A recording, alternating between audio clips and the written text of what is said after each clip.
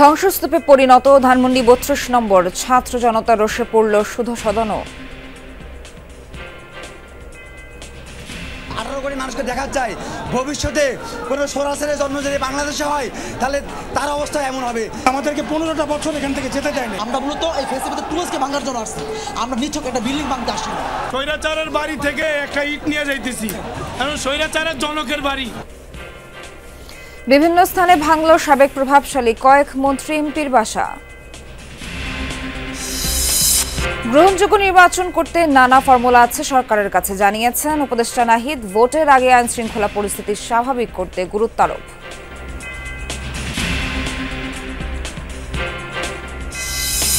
বিএনপির নির্বাচনী ভাবনা জোটের বিষয়ে এখনো সিদ্ধান্তহীন দলটি, যোগাযোগ বাড়াচ্ছে ইসলামী দলগুলোর সাথে।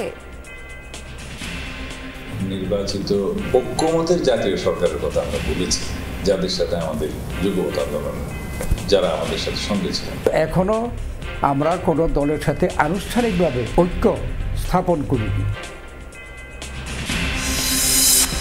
এখনো নিয়ন্ত্রণে আসেনি মূল্যস্ফীতি, বিনিয়োগ কর্মসংস্থানেও নেই সুখবর। দুশ্চিন্তা বাড়াচ্ছে অভ্যন্তরীণ আয়ের ঘাটতি।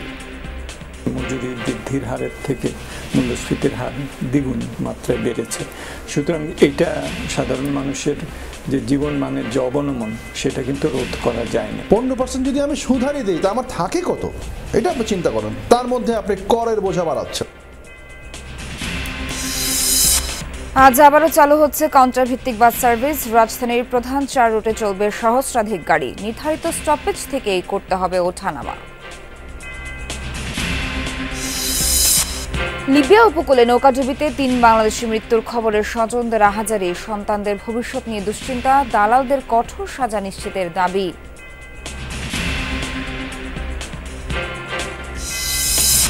দুই দশকের বেশি সময় পর দিল্লির মসনদে ক্ষমতার পালাবদলের আভাস। বিধানসভা নির্বাচনে আম আদমির তুলনায় এগিয়ে বিজেপি, তথ্য বুথ ফেরত জরিপের।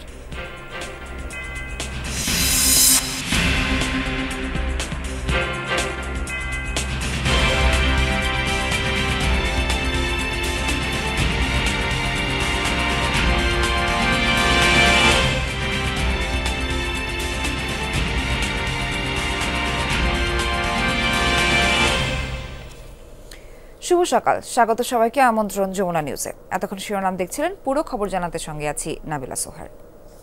5 আগস্ট আর 15 আগস্টের পর ছাত্র জনতার উন্মাদনা মুখর আরেকটি রাত। পালিয়ে যাওয়া শেখ হাসিনা লাইভে কথা বলবেন, এই ঘোষণাকে কেন্দ্র করে ধানমন্ডি 32 নম্বরের বাড়ি গুড়িয়ে ফেলা নিয়ে সরব হয়ে ওঠে সামাজিক যোগাযোগ মাধ্যম। এর পরপরই বিক্ষুব্ধ ছাত্র জনতা মিছিল নিয়ে ধানমন্ডির বাড়িতে আগুন দিয়ে ভাঙচুর শুরু করে। রাত 11টা নাগাদ এক্সকাভেটর ও ক্রেন দিয়ে বাড়ি ভাঙতে শুরু করে বিক্ষুব্ধ ছাত্র জনতা। ফ্যাসিবাদী শক্তি আবারও যেন দেশকে অস্থিতিশীল করতে না পারে, সেজন্যই এই অবস্থান। এ সময় আগুন দেওয়া হয় আওয়ামী লীগ সভাপতির বাসভবন ধানমন্ডি 5 নম্বরের সুধা সদনেও।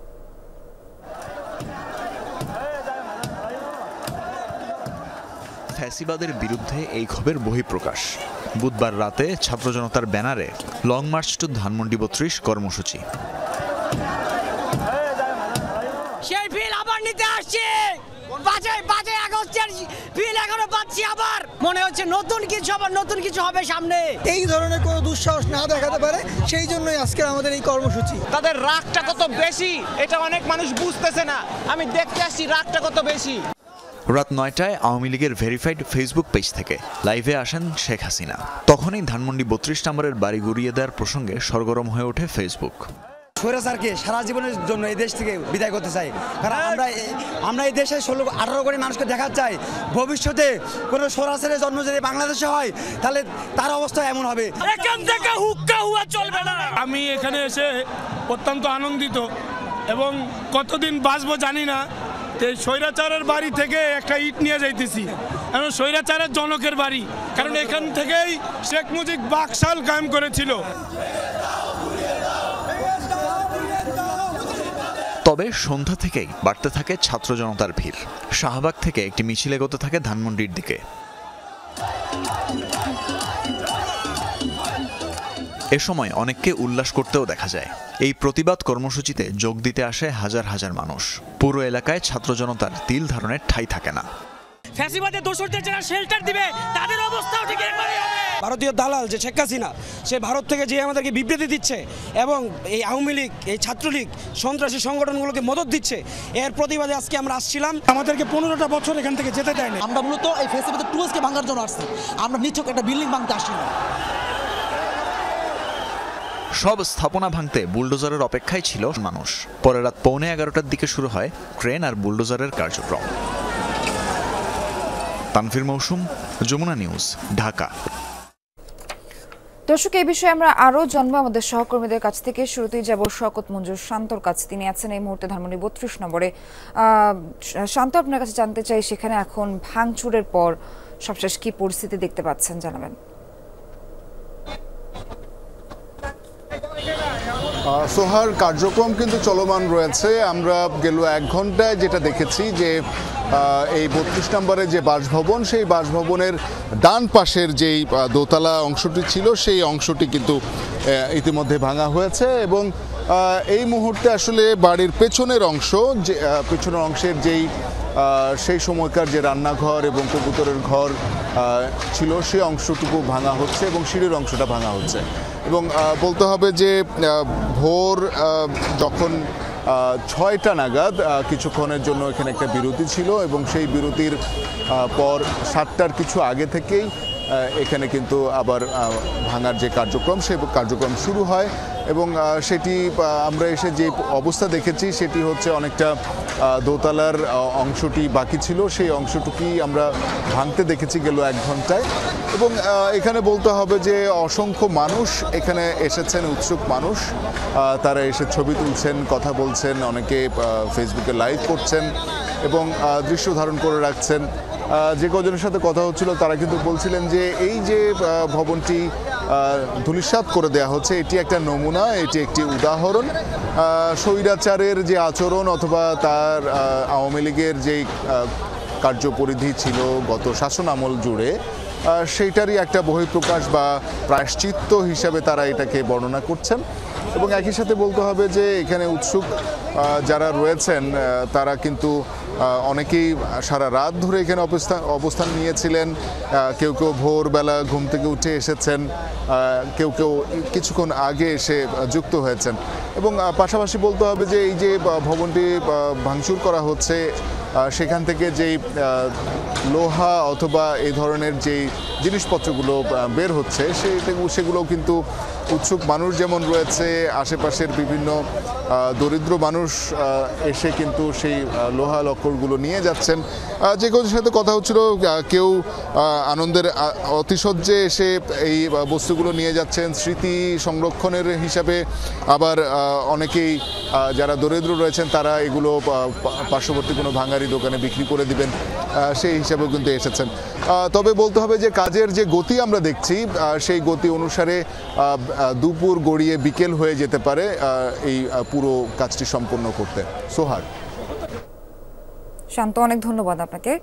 এদিকে আওয়ামী লীগের উপদেষ্টা পরিষদের সদস্য এবং ভোলা 1 আসনের সাবেক সংসদ সদস্য তোফায়েল আহমেদের বাড়িতে ভাঙচুর অগ্নিসংযোগ করেছে বিক্ষুব্ধ ছাত্র জনতা। এই বিষয়ে আরও জানবো সহকর্মী জুয়েল সাহা বিকাশের কাছ থেকে। জুয়েল, নগরীর বর্তমান কি অবস্থা, বিস্তারিত কি জানতে পারলেন, কি দেখছেন আমাদেরকে জানাবেন।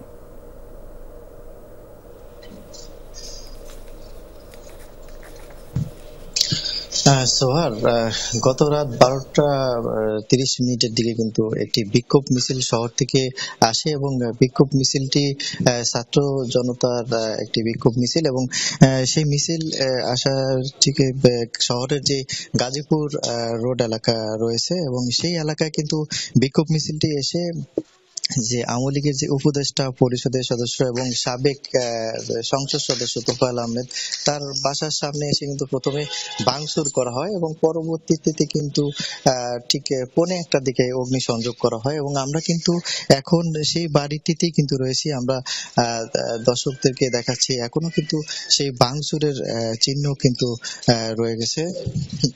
এবং আসলে এর আগে কিন্তু আপনাকে আরেকটি বিষয় জানি যে এর আগে কিন্তু রাত 9:30টার দিকে কিন্তু ছাত্র জনতার কিন্তু আরেকটি বিক্ষোভ মিছিল বের হয় শহরের দিকে এবং সেটি কিন্তু 9:30টার দিকে ভোলা প্রেস ক্লাবের সামনে থেকে সেই বিক্ষোভ মিছিলটি বের হয় এবং বিক্ষোভ মিছিলটি শহরের বিভিন্ন সড়ক কিন্তু প্রদক্ষিণ করে এবং প্রদক্ষিণ করে কিন্তু শহরের কালীনাথ রায়ের বাজার এলাকা শহীদ নূরে আলম চত্বরে গিয়ে তারা সমাবেশ করেন। সেখানে কিন্তু তারা সমাবেশে মূলত আওয়ামী লীগের নিষিদ্ধ কিন্তু দাবি করেন। এছাড়াও কিন্তু আমি আরেকটি বিষয় জানি যে এখন বর্তমান আসলে পরিস্থিতি কিন্তু ঠান্ডা রয়েছে এবং শহরে আসলে বলা যায় যে পরিস্থিতি খুবই স্বাভাবিক রয়েছে এবং আমরা যেই তোফায়েল আহমেদের যে বাড়িটিতে রয়েছি সেটিতে কিন্তু আসলে কিছু উৎসুক জনতা ছাড়া আসলে এমন কাউকে কিন্তু আমরা দেখতে পাচ্ছি না এবং সকাল থেকে কিন্তু আমরা দেখতে পেয়েছি যে এখানকার অনেক স্থানীয় লোকজন আসে এবং এই বাড়িতে আসলে মূলত দেখার জন্য কিন্তু জুয়েল, ধন্যবাদ আপনাকে। সাবেক প্রধানমন্ত্রী শেখ হাসিনার রাজনৈতিক বক্তব্য দেওয়ার প্রতিবাদে জেলায় জেলায় বুলডোজার কর্মসূচি পালন করা হচ্ছে ছাত্র জনতার ব্যানারে। বিভিন্ন স্থানে ভাঙচুর করা হচ্ছে শেখ মুজিবুর রহমানের প্রতিকৃতি। বিশ্ববিদ্যালয়গুলোয় শেখ পরিবারের নামে বিভিন্ন স্থাপনায় ভাঙচুর চালানোর পাশাপাশি বিভিন্ন নাম ফলক খুলে ফেলা হয়। খুলনায় শেখ বাড়ি খ্যাত ভবন গুড়িয়ে দেয় বিক্ষুব্ধরা। এছাড়া সাবেক এমপি মাহবুবুল হানিফ, আমির হোসেন আমর সহ আব্দুর রব সেনিয়াবাতের বাসভবনেও আগুন দেওয়া হয়। লাইভে এসে শেখ হাসিনার রাজনৈতিক বক্তব্য, তারই জেরে রাজশাহী বিশ্ববিদ্যালয়ে এই ভাঙচুর। ছাত্র জনতার ব্যানারে প্রথমে বঙ্গবন্ধু শেখ মুজিবুর রহমান হলের নাম ফলক ভেঙে বিজয় 24 নাম দেওয়া হয়। পরে মুছে ফেলা হয় ফজিলাতুন্নেসা মুজিব হল, নির্মাণাধীন শেখ হাসিনা হল সহ ক্যাম্পাস জুড়ে মুজিব পরিবারের নামের বিভিন্ন গ্রাফিতি আর দেয়াল লিখন। ফ্যাসিস্ট তৈরির যে আতুর ঘরগুলো, এই আতুর ঘরগুলো আমরা ভেঙে দিয়ে এই জায়গাগুলোকে আমরা বিপ্লবের ছাপ দিতে চাই। এই নামকরণগুলো আমরা বিপ্লবের আলোকে করতে চাই। খুলনা নগরীর ময়লাপোতা মোড় শেরে বাংলা রোডে শেখ বাড়ি খ্যাত ভবনটি বুলডোজার দিয়ে গুড়িয়ে দেয় ক্ষুব্ধ ছাত্র জনতা। বলেন, নতুন বাংলাদেশে ফেসিবাদের কোনো চিহ্নই আর ঠাঁই পাবে না।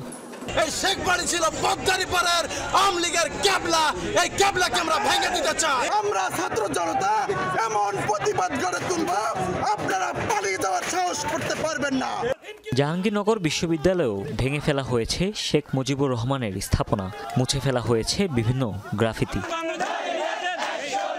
রংপুরে বেগম রোকেয়া বিশ্ববিদ্যালয়ে শেখ মুজিবুর রহমান সহ তার পরিবারের সদস্যদের নামের বিভিন্ন স্থাপনা গুড়িয়ে দেওয়া হয়েছে। কারমাইকেল কলেজ সহ শহর জুড়ে বিভিন্ন স্থাপনায় ভাঙচুর চালানো হয় ছাত্র জনতার ব্যানারে।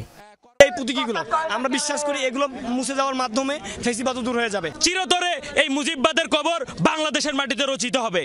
ছাত্র জনতার ব্যানারে বরিশালের কালীবাড়ি রোড এলাকায় শেখ মুজিবুর রহমানের ভগ্নিপতি আব্দুর রহমান সেনিয়াবাতের বাসভবনে আগুন দেয়া হয়। পাশাপাশি বুলডোজার দিয়ে ভাঙচুর চালানো হয় ভবনে।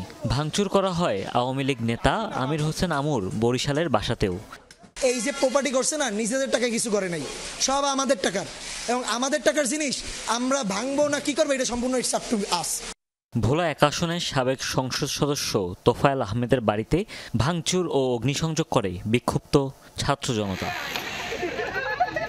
সাতক্ষীরা শহরে শেখ মুজিবুর রহমানের মুরালেও চলে ভাঙচুর। পরে জেলা পরিষদ ও সদর মুক্তিযোদ্ধা কমপ্লেক্সেও গুড়িয়ে দেওয়া হয় বঙ্গবন্ধুর মুরাল। বঙ্গবন্ধুর মুরাল ভাঙার কার্যক্রম চলছে। এই ভাঙার মাধ্যমে আমরা ফ্যাসিবাদ ব্যবস্থা যে বিন্দু মাত্র যে চিহ্নটুকু ছিল সেটাও আমরা গুড়িয়ে দিতে চাই। উত্তেজনা ছড়িয়ে পড়েছে বন্দরনগরীতেও। প্রেস ক্লাব মোড়ে শেখ মুজিবুর রহমানের প্রতিকৃতি ভাঙচুর করা হয় ছাত্র জনতার ব্যানারে। জামাল খান মোড়েও ফ্যাসিবাদকে গড়িয়ে দেওয়ার হুঁশিয়ারি দেওয়া হয়। বিগত 17 বছর ধরে মানুষকে জ্বালিয়েছে, সুতরাং এই ফ্যাসিবাদ যেন বাংলাদেশে আর কখনো উত্থান হতে না পারে, কখনো যেন একটি পরিবার কেন্দ্রিক একটি রাষ্ট্র ব্যবস্থা হতে না পারে। এই শেখ মুজিবের মুরাল যা আছে, চিত্র যা আছে, সব মুছে ফেলবে ইনশাআল্লাহ। কুষ্টিয়ায় শহরের কাস্টম মোড় থেকে মশাল মিছিল বের করে উত্তেজিত ছাত্র জনতা। পরে পিটিআই মোড়ে অবস্থিত কুষ্টিয়া 3 আসনের সাবেক এমপি মাহবুব উল হানিফের বাড়িতে আগুন ও বুলডোজার দিয়ে গুড়িয়ে দেওয়া হয়। নাটোর শহরের কান্দিভিটায় সাবেক এমপি শফিকুল ইসলাম শিমুলের বাড়িতেও আগুন ও ভাঙচুরের ঘটনা ঘটেছে। ময়মনসিংহে জাতীয় কবি কাজী নজরুল ইসলাম বিশ্ববিদ্যালয়ের মুজিব মুরাল গুড়িয়ে দেওয়া হয়েছে। এছাড়া ভাঙচুর করা হয় নগরের সার্কিট হাউস মাঠ সংলগ্ন শেখ মুজিবুর রহমানের মুরালও। সিলেট জেলা প্রশাসকের কার্যালয়ের সামনে শেখ মুজিবুর রহমানের প্রতিকৃতিতে ভাঙচুর চালায় বিক্ষুব্ধরা। পরে শাহজালাল বিশ্ববিদ্যালয়ের বিভিন্ন স্থাপনাতেও ভাঙচুর চালানো হয়েছে। এছাড়া ছাত্র জনতার ব্যানারে যশোরে অন্তত 7টি জায়গায় ভাঙা হয়েছে শেখ মুজিবুর রহমানের মুরাল। কিশোরগঞ্জ, দিনাজপুর সহ বিভিন্ন জেলায় ভাঙচুর আর মশাল মিছিল বের করা হয়। হুমায়ুন রশিদ, যমুনা নিউজ। দ্বাদশ জাতীয় সংসদ নির্বাচন সুষ্ঠু ও গ্রহণযোগ্য করতে নিরপেক্ষ সরকারের কাঠামো নিয়ে নানা ফর্মুলা আছে অন্তর্বর্তী সরকারের কাছে। রাজনৈতিক দলগুলোর সাথে আলোচনা করে এক্ষেত্রে সরকার চূড়ান্ত সিদ্ধান্ত নেবে জানিয়েছেন তথ্য উপদেষ্টা নাহিদ ইসলাম। তিনি বলেন, প্রধান উপদেষ্টার ঘোষিত সময় অনুযায়ী নির্বাচন হবে। নির্বাচনের আগে আইন শৃঙ্খলা পরিস্থিতি স্বাভাবিক করার উপর গুরুত্ব দিচ্ছে সরকার। আলমগীর স্বপনের রিপোর্টে থাকছে বিস্তারিত। জুলাই অভ্যুত্থানে নেতৃত্বদানকারী ছাত্রনেতাদের 3 জন উপদেষ্টা হিসেবে দায়িত্ব পালন করছেন অন্তর্বর্তী সরকারে। বাকিরা মাঠে ফেব্রুয়ারিতে গঠন করতে যাচ্ছেন নতুন রাজনৈতিক দল। দলটি হলো আপনার এই মাসের মধ্যে আসবে।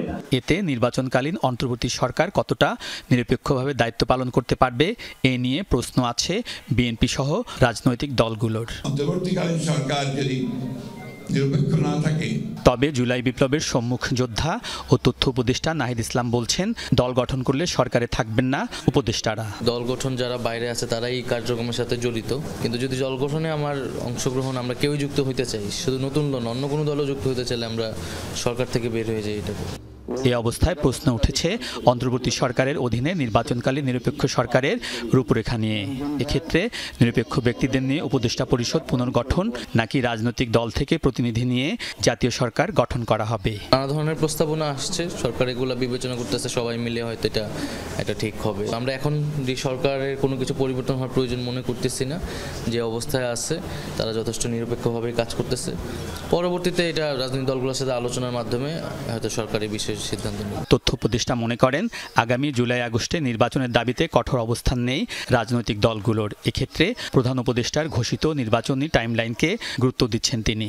বিএনপি তো এই বছর মাঝামাঝিভাবে বলছে না, হয়তো 1-2 বার বলছে, কিন্তু তারা ডক্টর মোহাম্মদ ইউনূস যে একটা সময় রেখা দিয়েছে, মোটামুটি আমরা সেটাকে ধরেই আগাচ্ছি। আশা করি রাজনৈতিক দলগুলোর সাথেও সেটার সাথে সহমত পোষণ করবে। তথ্য উপদেষ্টা বলছেন, নির্বাচনের কার্যক্রম থেমে নেই, ভোটের আগে আইন শৃঙ্খলা পরিস্থিতি স্বাভাবিক করার উপর গুরুত্ব দিচ্ছে অন্তর্বর্তী সরকার। আলমগীর স্বপন, যমুনা নিউজ, ঢাকা। নির্বাচনে এককভাবে নাকি জোটবদ্ধ হিসেবে অংশ নেবে এখনো সে সিদ্ধান্ত নেয়নি বিএনপি। তবে যুগপৎ আন্দোলনের দলগুলো নিয়ে নির্বাচনের পর জাতীয় সরকার গঠনের বিষয়ে নিজেদের অবস্থান পুনর্ব্যক্ত করেছে দলটি। সেই সরকারে থাকার সুযোগ নেই জামায়াতে ইসলামের। তবে ধর্মভিত্তিক দলগুলোর সাথে আলাদা জোট গঠনের প্রক্রিয়ায় গুরুত্ব দিচ্ছে বিএনপি। তাই নিজেরাও যোগাযোগ বাড়াচ্ছে বিভিন্ন ইসলামী দলের সঙ্গে। সাইফুদ্দিন রবিন জানাচ্ছেন বিস্তারিত। সবশেষ 2018 সালের নির্বাচনে বিএনপি অংশ নিয়েছিল জাতীয় ঐক্যফ্রন্ট গঠন করে। যে নির্বাচনে জামায়াতের 22 জন প্রার্থী বিএনপির দলীয় প্রতীক ধানের শীষ নিয়েই প্রতিদ্বন্দ্বিতা করেছিল। আরও কয়েকটি দলের শীর্ষ নেতাও ভোটের মাঠে নেমেছিল এই প্রতীকে। আসন্ন নির্বাচনে কি হবে, জোট নাকি এককভাবে? পরিবর্তিত পরিস্থিতিতে এখনো চূড়ান্ত সিদ্ধান্ত হয়নি বলে জানালেন শীর্ষ নেতারা। আমরা এবং আমাদের সমমনা দল কিন্তু এখনো আমরা কোনো দলের সাথে আনুষ্ঠানিকভাবে ঐক্য স্থাপন করিনি। হবে কিনা এটা আমি বলতে পারবো না, কিন্তু যদি হয় আমরা ওয়েলকাম জানাবো, আর যদি না হয় তাহলে আমরা এককভাবে নির্বাচনের জন্য প্রস্তুত। জামায়াতের তরফ থেকে ইসলামী দলগুলোকে নিয়ে আলাদা জোট গঠনের চেষ্টা চলছে। যুগপৎ আন্দোলনে থাকা ধর্মভিত্তিক দলগুলোকে যেমন আলাদা গুরুত্ব দিচ্ছে বিএনপি, ঠিক তেমনি এর বাইরের বড় দল ইসলামী আন্দোলন বাংলাদেশের সঙ্গে বৈঠকও করেছেন দলের মহাসচিব। বিএনপির শীর্ষ নেতারা জানান, নির্বাচনে জয়ী হলে সরকারি সুযোগ পাবে কেবল দীর্ঘদিনের যুগপৎ আন্দোলনের মিত্র দলগুলো। নির্বাচিত ঐক্যমতের জাতীয় সরকারের কথা আমরা বলেছি, যাদের সাথে আমাদের যুগপৎ আন্দোলন, যারা আমাদের সাথে সঙ্গে ছিলেন। এখানে তো আপনি যে দলের কথা বললেন তারা তো আমাদের যুগপৎ আন্দোলনের সঙ্গে ছিল না, সুতরাং এটা পরিষ্কার। যারা আমাদের সাথে যুগপৎ আন্দোলন করছে তারা তো এখনো আমাদের সাথে কাজ করছে। আমরা তো একটা জাতীয় সরকারের ঘোষণাও দিয়েছি নির্বাচনের পরে, এবং জাতীয় সরকারের মাধ্যমে আমাদের ৩১ দফা সংস্কার বাস্তবায়নের ঘোষণা দিয়েছে। আওয়ামী লীগের সঙ্গে কোনো ধরনের মিত্রতার সম্ভাবনা উড়িয়ে দিয়েছে বিএনপির শীর্ষ নেতৃত্ব। গণতন্ত্র যারা ধ্বংস করে দিচ্ছে তারা এখন পুনরুদ্ধারে নামবে, এটা কি বিশ্বাসযোগ্য কথা? তাদের সিস্টেমই তো গণতন্ত্র নাই, তারা তো অভ্যস্ত হয়ে গেছে গণতন্ত্র ছাড়া ক্ষমতা দখলের মধ্যে। তো তারা সেই অভ্যেস থেকে বেরিয়ে আসাটা খুব কঠিন না? আওয়ামী লীগের সাথে আমাদের বোঝাপড়ার কোনো কারণ নেই। যাদের পতনের জন্য আমরা এত যুদ্ধ করলাম তাদেরকে পুনর্বাসনের তো কোনো সুযোগ নেই। ছাত্রদের নতুন দল গঠিত হলে তাদের সঙ্গে কোনো নির্বাচনী ঐক্য হবে কিনা বিএনপির সামনে এসেছে নতুন এই রাজনৈতিক সমীকরণ। সাইফুদ্দিন রবিন, যমুনা নিউজ, ঢাকা। আয়ের তুলনায় বেড়েই চলেছে ব্যয়। সরকারের 6 মাসে নিয়ন্ত্রণে আসেনি মূল্যস্ফীতি। বিনিয়োগ এবং কর্মসংস্থানও নিয়ে সুখবর, ব্যবসা বাণিজ্যে ফেরেনি আস্থা। তবে ঊর্ধ্বমুখী প্রবণতায় রপ্তানি আয় ও রেমিটেন্স, মুদ্রা বাজারেও কমেছে অস্থিরতা। ঠেকানো গেছে রিজার্ভের পতন। খেলাপি ঋণ কমানো ব্যাংক খাতের বড় চ্যালেঞ্জ। পাচার হওয়া অর্থ ফেরানোর উদ্যোগ আছে, কিন্তু দৃশ্যমান অগ্রগতি নেই। অভ্যন্তরীণ আয়ের ঘাটতি বাড়াচ্ছে দুশ্চিন্তা। মানুষের নিত্য প্রয়োজনীয় ভোগ্যপণ্য চাল, এই পণ্য কিনতেই এখন শেষ হচ্ছে আয়ের সিংহভাগ অর্থ। সরকারি প্রতিষ্ঠান টিসিবির হিসাবে 6 মাসে মোটা, মাঝারি ও সরু চালের দাম কেজিতে বেড়েছে অন্তত 5 থেকে 6 টাকা। তবে বেসরকারি তথ্য, এই সময়ে চালের দাম কেজি প্রতি বেড়েছে 8 থেকে 10 টাকা। আমার ব্যবসার বয়স হলে 42 বছর চলে, কিন্তু আমি এরকম দেখিনি যে এক এক বস্তা মনে করেন 400, 500, 300, 700 এরকম দাম বাড়ছে। প্রতি কেজিতে 4 টাকা, 5 টাকা, 8 টাকা, 10 টাকা, 16 টাকা পর্যন্ত বাড়ছে। শুধু শীতের সবজি ছাড়া অন্যান্য পণ্যের দামও আকাশচুম্বী। শুল্ককর বৃদ্ধির ফলে সেবা ব্যয়ও বেড়েছে হঠাৎ করে। মূল্যস্ফীতি এখনও নিয়ন্ত্রণহীন। এমন সময় টিসিবির স্বল্প মূল্যে পণ্য বিক্রি কার্যক্রম সংকুচিত করেছে সরকার। মজুরি বৃদ্ধির হারের থেকে মূল্যস্ফীতির হার দ্বিগুণ মাত্রায় বেড়েছে।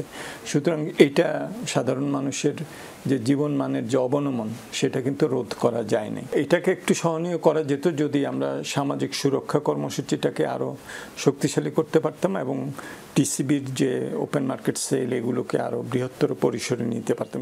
সরকারের 6 মাসে ব্যাংক খাত সংস্কারে নেওয়া হয়েছে একাধিক পদক্ষেপ। তবে পাহাড় সমান খেলাপি ঋণ এখনও মাথা ব্যথার কারণ। একই সঙ্গে দুর্বল ব্যাংকে জমা রাখা অর্থ ফেরত দেবার উপায় বের করাও সরকারের জন্য দুশ্চিন্তার কারণ। কিছু কিছু ব্যাংক যেগুলোকে লাইসেন্স দেওয়ার দরকার ছিল না, সেগুলোকে দেয়া হয়েছে। এগুলোকে এখন কি শক্তিশালী ব্যাংকের সাথে কি একীভূত করা, নাকি সেখানে অ্যাডমিনিস্ট্রেটর দেওয়া, নাকি সেগুলোকে আস্তে আস্তে চলে যেতে দেওয়া, এইসব বিষয়গুলো কিন্তু খুবই জটিল। তবে মানুষের প্রত্যাশার চাপ অনেক এবং সেটাও কিন্তু বিবেচনায় নিতে হবে। অর্থনীতির ভিতকে কিছুটা শক্তিশালী করেছে রপ্তানি ও রেমিটেন্স আয়। ঠেকানো গেছে রিজার্ভের পতন। দীর্ঘ সময় ধরে দেশ থেকে পাচার হয়েছে বড় অঙ্কের অর্থ, ফিরিয়ে আনতে শুরু হয়েছে উদ্যোগ, কিন্তু জটিল প্রক্রিয়ার কারণে সহসা এর সুফল মেলা কঠিন। এস্টাবলিশ করতে হবে যে আলটিমেট বেনিফিশিয়ারির সাথে এখান থেকে যেটা নিয়ে গেছে সেটা কানেকশনটা নিয়ে তারপরে ওই দেশে মামলা করতে হবে, মামলায় জিততে হবে, ওগুলাকে ফ্রিজ করতে হবে, ওগুলাকে সেল করতে হবে, যে কোর্টের থেকে ওগুলো বিক্রি করার একটা তাতে পারমিশন নিতে হবে। এটা প্রক্রিয়া কিন্তু সহজ না এবং এটা দীর্ঘ সূত্রিতা এখানে আছে। অনিশ্চয়তা এখনো কাটেনি, তাই থমকে আছে বেসরকারি খাতের উৎপাদন। সংকোচনমূলক মুদ্রানীতির কারণে কমেছে ঋণ প্রবাহ। বলা হচ্ছে উৎপাদন এভাবে কমলে বাড়বে না কর্মসংস্থান। 15% যদি আমি সুধারি দিই তা আমার থাকে কত, এটা আপনি চিন্তা করেন। তার মধ্যে আপনি করের বোঝা বাড়াচ্ছেন। 6 মাসে কি আপনি একটা আশা পূরণ করতে পেরেছেন? হ্যাঁ, আপনি দুর্নীতির পিছনে ছুটছেন, আপনি বিগত সরকার কি করেছে সেগুলো করেন, ঠিক আছে, বা চলমান যারা আছে। এখন তো একটা পারসেপশন হয়ে গেছে ব্যবসায়ী মানেই দোষর, সব ব্যবসায়ী দোষর। যারা এখনো দেশে আছে, যারা এখনো ট্যাক্স দিচ্ছে, যারা এখনো অর্থনীতির চাকা ঘোরাচ্ছে, তারাও কি দোষর? অভ্যন্তরীণ আয়ের সুখবর নেই। অর্থবছরের প্রথম 6 মাসে লক্ষ্যের তুলনায় এনবিআর আদায় ঘাটতি প্রায় 58,000 কোটি টাকা। রিমুর রহমান, যমুনা নিউজ, ঢাকা। প্রধান উপদেষ্টা ডক্টর মোহাম্মদ ইউনূস বলেছেন, জনপ্রশাসন ও বিচার বিভাগ সংস্কার কমিশনের সুপারিশ বাস্তবায়ন হলে দেশের মানুষ সত্যিকারের অধিকার ফিরে পাবে। বলেন, জনপ্রশাসন মন্ত্রণালয় ও বিচার বিভাগের সাথে দেশের সব পর্যায়ের মানুষের সম্পৃক্ততা রয়েছে। প্রধান উপদেষ্টা বলেন, সংস্কার কমিশনের এই 2 রিপোর্ট বাস্তবায়ন হলে হেনস্থা, অবমাননা ও অবজ্ঞা থেকেও মুক্তি পাবে মানুষ। বুধবার দুপুরে 2 সংস্কার কমিশনের রিপোর্ট গ্রহণের পর এসব কথা বলেন প্রধান উপদেষ্টা। জনপ্রশাসন সংস্কার কমিশন ও বিচার বিভাগ সংস্কার কমিশন প্রধানরা অন্য সদস্যদের উপস্থিতিতে প্রধান উপদেষ্টার কাছে রিপোর্ট হস্তান্তর করেন। এ সময় কমিশন প্রধান সহ সদস্যদের কৃতজ্ঞতা জানান প্রধান উপদেষ্টা। বলেন, অন্তর্বর্তী সরকার সংস্কার কমিশনের রিপোর্ট জনগণ, সিভিল সোসাইটি ও রাজনৈতিক দলগুলোর কাছে তুলে ধরবে।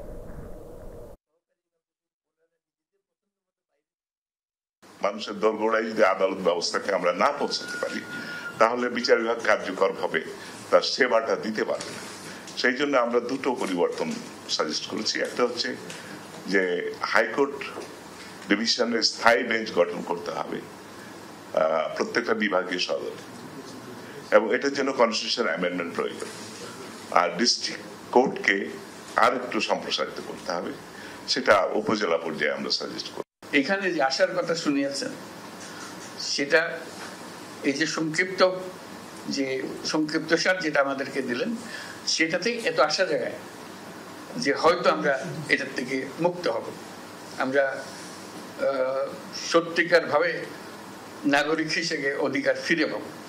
এটাই আমাদের প্রত্যাশা, এবং আপনাদের এই রিপোর্টের মাধ্যমে সে প্রত্যাশা পূরণ হোক।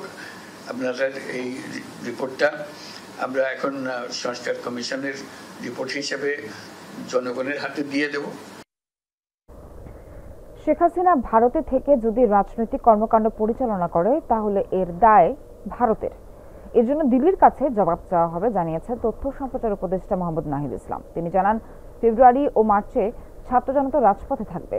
বুধবার বিকেলে বাংলা একাডেমিতে প্রধান উপদেষ্টার সহকারী প্রেস সচিব আহমদ রেজার সংবাদপত্রে জুলাই অভ্যুত্থান গ্রন্থের প্রকাশনা অনুষ্ঠানে নাহিদ এসব কথা বলেন। এ সময় প্রধান উপদেষ্টার প্রেস সচিব বলেন, 72 সালের মতো অপরাধীরা নিজেদের নির্দোষ দাবি করা ঠেকাতে এবং ইতিহাস বিকৃতি রোধে জুলাই আন্দোলন দক্ষতার সাথে নথিভুক্ত করা হচ্ছে। ফেব্রুয়ারি মার্চ ছাত্র জনতা মার্চে থাকবে, রাজপথ তাদের দখলেই থাকবে। ফলে আমাদের আমাদের যে প্রতিরোধ, সেই প্রতিরোধ আমরা অব্যাহত রাখছি, আমরা জারি রাখতেছি, এবং যে কোনো সময়ের জন্য আমরা আসলে প্রস্তুত। শেখ হাসিনা সেখানে থেকে যদি রাজনৈতিক কর্মকাণ্ড করে, এর দায় ভারত সরকারকে নিতে হবে। প্রত্যেকটা ইভেন্টকে ধরে রাখা, কেউ এসে ক্লেম করতে পারবে না যে না আমি এটা করেছি বা আমি ওইটা করেছি। সবাই জানে কে কি করেছে, কার অবস্থান কি ছিল, এবং ডকুমেন্টেশনগুলো খুবই ব্রিলিয়ান্টলি হচ্ছে। আজ থেকে রাজধানীতে শুরু হচ্ছে কাউন্টার ও টিকিট ভিত্তিক বাস সার্ভিস। 26টি কোম্পানির 2500-এর বেশি বাসকে 4টি রঙে সাজানো হচ্ছে। ভাগ করা হয়েছে প্রধান 4টি রুটে। যাত্রীদের নির্ধারিত স্টপেজ থেকে নিতে হবে টিকিট, নামতে হবে নির্দিষ্ট স্থানে। রাজধানীর নতুন এই বাস সার্ভিসের খোঁজ খবর নিয়েছেন সহকর্মী তানভীর সিদ্দিক টিপু, ছবি তুলেছেন আহসানুল শাওন। বাস পাওয়ার জন্য যাত্রীদের এমন ছোটাছুটি থাকবে না। ভাড়া নিয়ে যাত্রীদের সাথে মন কষাকষির সুযোগও থাকবে না। রাস্তার মাঝে বাস থামিয়ে ওঠানো বা নামানো হবে না যাত্রী। এমন এক রাজধানী হলে কেমন হতো? রাজধানীতে বাস চলাচলে যাত্রীদের দুর্ভোগ কমাতে শুরু হচ্ছে কাউন্টার ও টিকিট ভিত্তিক বাস সার্ভিস। আব্দুল্লাহপুর থেকে রাজধানীর বিভিন্ন গন্তব্যে চলাচল করা 26টি কোম্পানির 2600-র বেশি বাস একটি ব্যবস্থার আওতায় চলাচল করবে। এ লক্ষ্যে রাজধানীকে 4টি প্রধান রুটে ভাগ করা হয়েছে। প্রতিটি রুটের বাসের জন্য থাকবে নির্ধারিত রং। গোলাপি, কমলা, লাল ও বেগুনি রঙের বাস দেখে যাত্রীরা বুঝতে পারবেন কোন বাস কোন রুটে চলবে। প্রতিটি স্টপেজে প্রত্যেক কোম্পানির আলাদা টিকিট কাউন্টার থাকবে। এসব বাসে চড়তে নির্ধারিত স্টপেজ থেকে টিকিট সংগ্রহ করতে হবে যাত্রীদের। স্টপেজ ছাড়া বাসে উঠতে পারবে না যাত্রীরা। যত্রতত্র বাস থেকে নামতেও পারবে না কেউ। ঢাকা সড়ক পরিবহন মালিক সমিতির সাধারণ সম্পাদক জানালেন, বাসগুলোর মধ্যকার অসম প্রতিযোগিতা রোধে বাসের মালিকেরা চালকদের সঙ্গে যাত্রাভিত্তিক চুক্তি না করে পাক্ষিক বা মাসিক ভিত্তিতে চুক্তি করবেন। শহর এবং শহরতলি যে সমস্ত গাড়ি চলাচল করে তারা নির্দিষ্ট স্টপেজে দাঁড়াবে এবং ওখান থেকে টিকিটিংয়ের মাধ্যমে ই-টিকিটিংয়ের মাধ্যমে যাত্রীরা ভ্রমণের সুযোগ সুবিধা নেবে। যত গাড়ি দাঁড়া করানো যাবে না এবং লোক উঠানামা করানো যাবে না। এবং চালকদেরকে কন্ট্রাক্ট বেসিসের পরিবর্তে তাদের মাসিক অথবা পাক্ষিক বেতনের মাধ্যমে তাদেরকে তাদের শ্রমের মর্যাদা দিয়ে শ্রম পরিশোধ করা হবে। নগর পরিকল্পনাবিদরা বলছেন এই উদ্যোগ মন্দের ভালো। রাজধানীর পরিবহনজনিত সমস্যার দীর্ঘমেয়াদী সমাধানে প্রয়োজন সবগুলো কোম্পানিকে একটি প্ল্যাটফর্মে আনা। একই সাথে প্রয়োজন ফিটনেসবিহীন পরিবহনের পরিবর্তে আধুনিক প্রযুক্তি সমৃদ্ধ বাস। বাস রুট রেশনালাইজেশনের যে প্রকল্প ছিল সবগুলো বাস মালিককে এক ছাতার মধ্যে নিয়ে আসা, তাহলে কি হতো বাসগুলোর মধ্যে যাত্রী নেওয়ার অসম প্রতিযোগিতাটাকে থামানো যেত।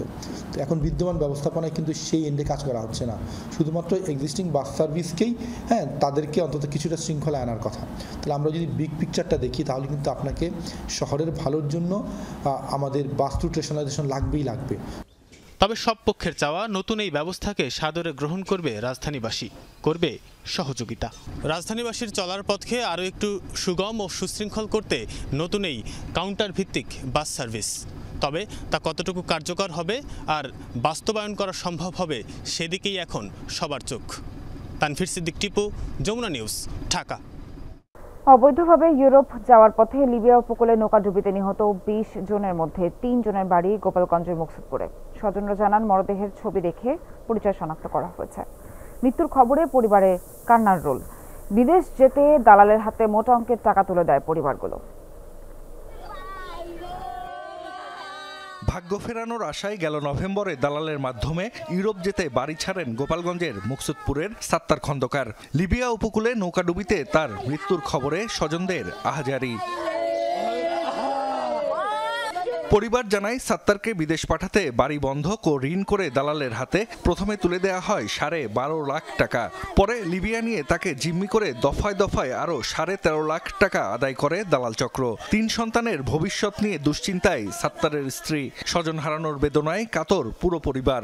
ছবিটা দিচ্ছে তখন আমি আমার যখন টেনে দেখা যায় দেখি তোর ভাই এখানে আছে নাকি, তখন আমি দেখতে দেখতে দেখতে অনেকগুলো ক্লিপ দেখে একটা ক্লিপে দেখি আমার ভাই আছে। স্বামীর আটকে রেখে গোপনে গোপনে ফোন দিয়া টাকা দিবা না মাইর হালাবো, স্বামীর জ্বালা সন্তান গোমহের দিক চাইয়া সুদি কইরা টাকা এনে দেয়। বাচ্চাগুলো নিয়ে কি করবো, বাচ্চাগুলো নিয়ে কোথায় দাঁড়াবো। একই এলাকার আশিক ও রফিকুল শেখের পরিবারও তাদের ইউরোপ পাঠাতে দালালের হাতে তুলে দেয় মোটা অঙ্কের টাকা। সাত্তারের মতো আশিক ও রফিকুলেরও একই পরিণতি হয়েছে বলে জেনেছে পরিবার। মরদেহ দেশে ফিরিয়ে আনার আকুতি তাদের। মোবাইল টোবাইল 2-3 দিন আগে নিয়ে গেছে, আর কথা বলতে পারবো না, আমাকে নিয়ে যাইতেছে, তোমরা দালালের সাথে যোগাযোগ করো, আমরা কোথায় যাইতেছি কি করতেছি খবর নেও। আমরা যদি এরকম জানতাম তাহলে তার আমার ভাই পাঠাইতাম না। এনারা আপনার কাছে যেটাই লাশটা কি ফেরত আনা যায়। 10 দিন পর্যন্ত আমি অসুস্থ, আমার ভাই আল্লাহ দোকান করছে, কয় নাই ভাই দোকান আছে, কয় নাই ভাই দোকান আছে, কত কষ্ট করছে রে। দালালদের আইনের আওতায় এনে কঠোর সাজা নিশ্চিতের দাবি এলাকাবাসী ও স্বজনদের। দালালরা ফুসকাই ফাসকাই আমাদের এই ইউনিয়নের লোক, এই ফুসলাই ফাসলাই মনে করেন কথাবার্তা কইয়ে তাদের আশ্বাস দিয়ে মিথ্যা আশ্বাস দিয়ে তারা নিয়ে আজকে এই ঘটনা ঘটাইছে। দালালের বিচার এটা সরকারে করব, আর এক চলার মতো কি কাদা এটাই আমি আবেদন করতেছি সরকারের কাছে। দালাল চক্রের বিরুদ্ধে ব্যবস্থা নেওয়ার আশ্বাস উপজেলা নির্বাহী কর্মকর্তার। এটা হচ্ছে সত্যতা পেয়েছি আমরা, লিখিতভাবে প্রতিবেদন পেয়েছি ইউনিয়ন পরিষদ থেকে। দালালদের দমন করার নিয়ম সবসময়ই, নতুন করে কিছু না, তবে এই ঘটনার কারণে হয়তো আরেকটু আমরা জোর দিয়ে চেষ্টা করব। সম্প্রতি লিবিয়া উপকূল থেকে উদ্ধার করা হয় 20 অভিবাসন প্রত্যাশীর মরদেহ। রেড ক্রিসেন্ট বলছে মরদেহগুলো বাংলাদেশিদের হওয়ার সংখ্যাই বেশি।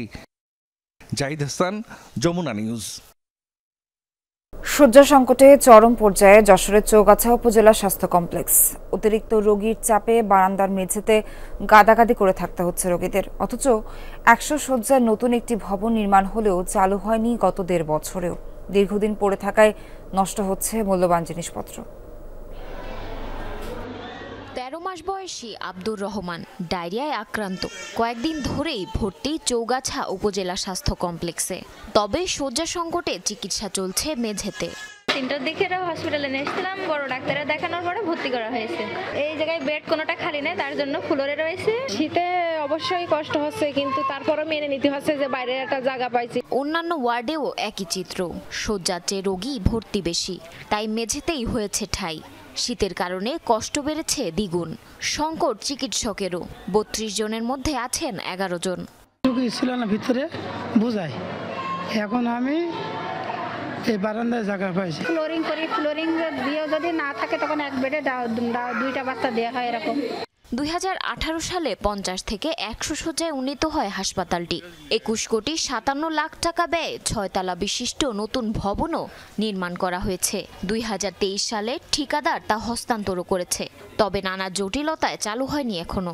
অযত্নে পড়ে আছে ভবনটি, নষ্ট হচ্ছে মূল্যবান যন্ত্রাংশ, চুরিও যাচ্ছে। এতে ক্ষোভ জানিয়েছেন সচেতন মহল। হসপিটালে 100 বেড চালু না হওয়ার কারণে এখানে মনে করেন যে চোর ঢুকে সেগুলো নিয়ে গেছে, যেমন ট্যাপ নিয়ে গেছে, লাইট বাল্ব নিয়ে গেছে, আর শাওয়ার নিয়ে গেছে। অনেক রুগী জায়গার নিচে থাকতে ফ্লোরে থাকতে পারছে, কোনো বেড পাচ্ছে না। বেডের জন্য তো এটা চালু করছে, কিন্তু এটাই চালু হচ্ছে না। চালু হলে তো আমাদেরই সুবিধা হবে, চিকিৎসা আরও ভালো হবে। যেহেতু এসে অনেকেই দাঁড়ায় থাকতে হয় সিরিয়ালে, অনেক সময় অনেক ভিড় হয়, এগুলো হবে না। উপজেলা পরিবার পরিকল্পনা কর্মকর্তা বলছেন, ভবনটি চালুর বিষয়ে স্বাস্থ্য অধিদপ্তরে 2 দফা চিঠি পাঠানো হয়েছে, তবে এখনো কোনো সাড়া মেলেনি। 50 থেকে 100 শয্যার যে হাসপাতালটা তৈরি হয়েছে, ভবন আমরা পেয়েছি, কিন্তু 2 দফায় চিঠি দেওয়ার পরেও প্রশাসনিক অনুমোদন না থাকাতে আমরা আসলে ভবনটি ব্যবহার করতে পারছি না। এর আগে চিকিৎসা সেবায় 16 বার দেশসেরা হওয়ার খেতাব পেয়েছে চৌগাছা উপজেলার স্বাস্থ্য কমপ্লেক্স। জারিন অর্নি, যমুনা নিউজ। 2 দশকের বেশি সময় পর দিল্লির নিয়ন্ত্রণ নিতে পারে কেন্দ্রের ক্ষমতাসীন দল বিজেপি। বিধানসভা নির্বাচনের বুথ ফেরত জরিপে মিলছে সেই ইঙ্গিত। বুধবার দিল্লির বিধানসভার 70টি আসনে হয় ভোট গ্রহণ।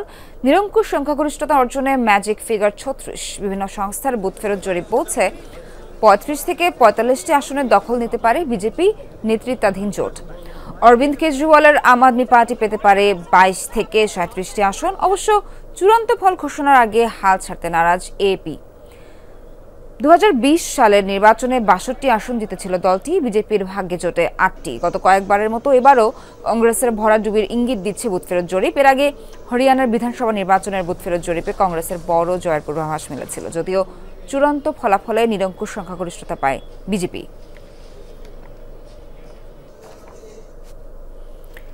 ইলন মাস্ক কি তবে মার্কিন প্রেসিডেন্টের তুলনায় ক্ষমতাধর? একের পর এক বেপরোয়া সিদ্ধান্তে এমনটাই বলছেন সমালোচকরা। অভিযোগ, জোরপূর্বক সংবেদনশীল সরকারি ডেটাবেজে প্রবেশ করছেন মাস্কের কর্মীরা।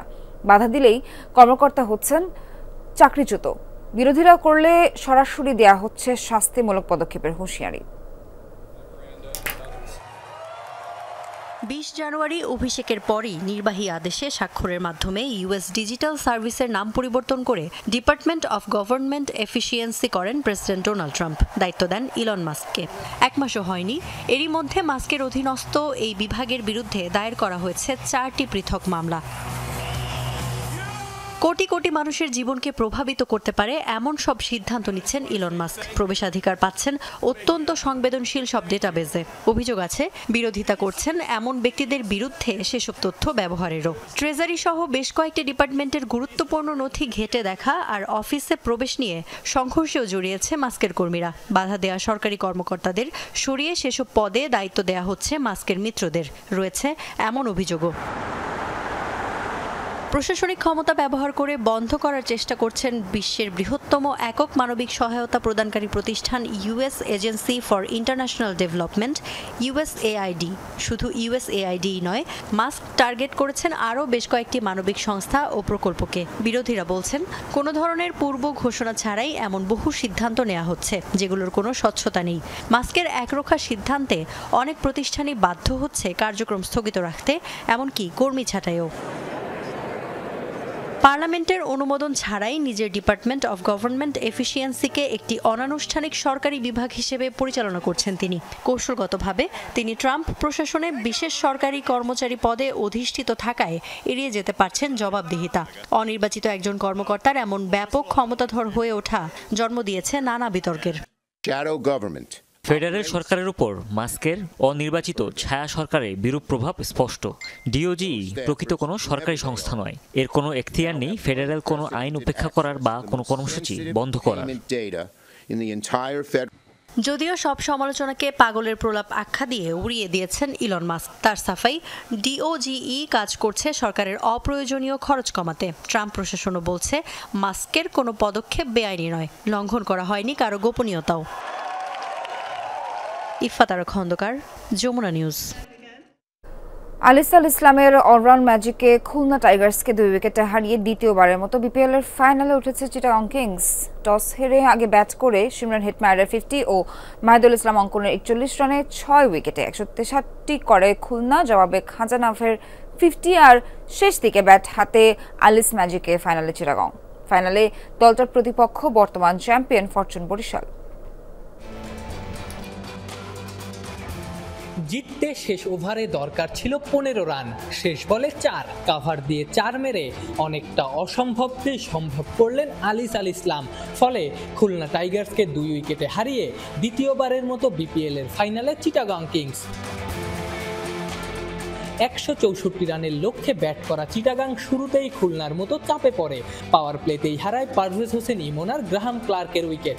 এরপরই 70 রানের জুটি গড়েন খাজা নাফের হুসেইন তালাত। 25 বলে 40 করেন তালাত, নাফের ব্যাটে 50। তারা যতক্ষণ ক্রিজে ছিলেন চিটাগংয়ের জয় মনে হয়েছিল সময়ের ব্যাপার, কিন্তু নাসুম আহমেদের বলে তালাত আউট হতেই পরিস্থিতি বদলে যায়। নাসুম এরপর ফেরান ডেঞ্জারম্যান শামীম পাটোয়ারিকে। 1 ওভারেই মুশফিক হাসান আউট করেন নাফেয়ার খালেদ আহমেদকে, মিঠুনকে আউট করেন হাসান মাহমুদ। বোলিংয়ের মতো শেষ দিকে ব্যাট হাতেও ম্যাজিক দেখান আলিস আল ইসলাম। জেসন হোল্ডারের 2 বল থেকে 1 ছক্কা 1 চারে 10 তোলেন আলিস। শেষ ওভারেও তার ঝলক দেখা গেছে। 1 ওভারে 15 রানের টার্গেট নেমে আসে 1 বলে 4 রানে। শেষ বলে 4 মেরে ম্যাচ জেতান আলিস। এর আগে টসে হেরে ব্যাট করতে নেমে শুরুতেই চাপে পড়ে খুলনা টাইগার্স। প্রথম ওভারেই বোল্ড হন মেহেদী হাসান মিরাজ। 11 রানে পরে খুলনার দ্বিতীয় উইকেট। তৃতীয় প্লেয়ার হিসেবে বিপিএল এর এক আসরে 500 রান করা নাইম শেখ আউট হন দলীয় 34 রানে। আফিফ হোসেন যখন আউট হন 9 ওভারে 4 উইকেটে, খুলনার রান তখন 44। সেখানেই জুটি গড়েন এই বিপিএল এর আবিষ্কার মাহিদুল ইসলাম অঙ্কন এবং ক্যারিবিয়ান রিক্রুট সিমরন হেটমায়ার। দুজনের 73 রানের জুটি ভাঙে অঙ্কন আউট হলে। যেখানে 140 হওয়া নিয়ে শঙ্কা ছিল, 33 বলে 63 করে 163-তে পৌঁছে দেন হেটমায়ার। শেষ দিকে হোল্ডারের 5 বলে 12 আর নওয়াজের 2 বলে 5 রানে 163 করে খুলনা। দিন শেষে আলিস ঝলকে তা জয়ের জন্য যথেষ্ট হয়নি। আফনান পিয়াল, যমুনা স্পোর্টস, ঢাকা। দর্শক, এই ঘন্টা যমুনা নিউজ থেকে বিদায় নিচ্ছি। পরের ঘন্টা আবারও দেখা হচ্ছে, দেখার আমন্ত্রণ রইল।